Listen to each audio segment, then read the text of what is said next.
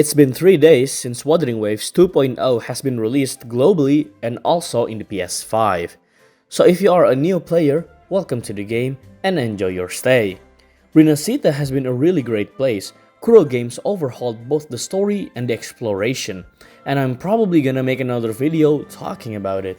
Anyway, now because of the huge update, there's gonna be both new and returning players coming to the game. So in this video, I'm gonna teach some old and new tips and tricks that you can do in the game. And for veteran players, maybe you might learn some new tricks as well. So the first thing is the new flight gadget that we recently got in the new update. To start flying, you need to be off the ground. But to start flying on a flat ground, double jumping isn't high enough. You need to use the grapple to launch you high enough in the air. Or you can also use character skills that can launch you high enough in the air. For example, here I'm using Carlotta's skill to lift off from the ground. And for the controls, you can invert up and down on the settings menu. Even though you can use left or right to turn, moving your camera will also turn your character to that direction, although very slowly.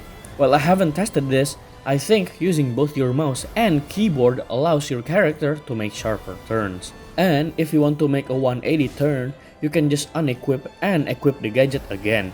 You can also change your character while using the gadget. And if you want to enter combat, you can lock onto the enemy and hit them from above very easily. I honestly think this is a great addition to the game. Well done, Kuro Games. The next trick is switch cancel or animation cancel. This trick is very easy to do, but can be hard to get the right timing. When your character is in the middle of an attack animation, players usually wait for the animation to end and then switch off to another character. The trick is, you don't have to wait for the animation to end, because when you switch character, if the last attacking character is still in the middle of an attack animation, it will still be on the field to finish the attack and output the damage. And if you are fast enough, you can switch back to that character again to change position very quickly. The best part of this trick is that the devs actually acknowledge this as a feature, and so almost all the new echoes can be used with the trick.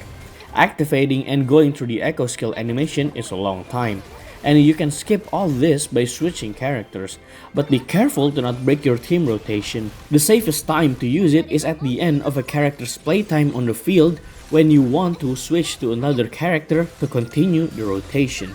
You can quickly use the echo skill and then switch. Doing this will waste no time for you to wait for the animation and also give an additional damage to the enemy. It's probably not even a trick at this point, and I think it might even be a game mechanic. It might seem obvious, but please play the character tutorials. It's actually shocking to me how there are people that don't know how to trigger Shorekeeper's second intro skill. And not only her, but usually characters have alternate movesets that you can do to fit the right situation. For example, if you are using Zeju and the enemy is attacking on the ground, you can hold your skill button to put the skill on the air. This can be very helpful to avoid knockbacks from the enemy. Although I can only find one alternate moveset, maybe Kuro Games will add more in the future. Who knows? And the next is recycling echoes.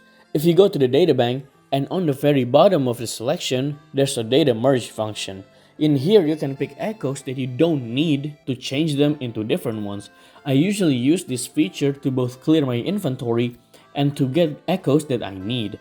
Sorting through your echoes can be exceptionally painful, but there are a couple of tricks to it. For example, you can just purge all of the echoes that only cost 1 on the defense main stat, because usually we don't use them in this game. And maybe for another example, you can purge all of the HP main stat. You can also recycle all of the contradicting element. For example, if the Glacio Sonata effect has fusion damage bonus, then you can completely get rid of it because that is entirely useless in the game. You can choose a lot of combos from here, and I'm not gonna tell you everything, so you can experiment on your own. And the last is Hoverdroid Shooter. Did you know that you have a gadget called Hoverdroid Shooter? And the only thing it does is to complete a shooting puzzle, and that's it. It is not built for combat whatsoever. Trust me, I have tried that already. But it also has other hidden mechanics that you can use. I usually use the gadget to break mineable rocks or to destroy objects in the map. You can also detect whether or not the chest is a mimic.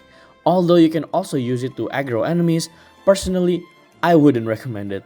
Okay, though, that last trick might not be a trick, but what I meant is to use everything at your disposal. Players often forget the features that Kuro games have spoon-fed to them. There are lots of features and mechanics that the game has provided. You just have to find them and use them to your benefit. So that's it for the tips and tricks. Usually I don't make videos like this, but due to the recent blow up of Wuthering Waves, there are gonna be new or returning players to the game, and I really want to teach them these mechanics, especially switch cancelling, because it feels good to play the game when you are used to it.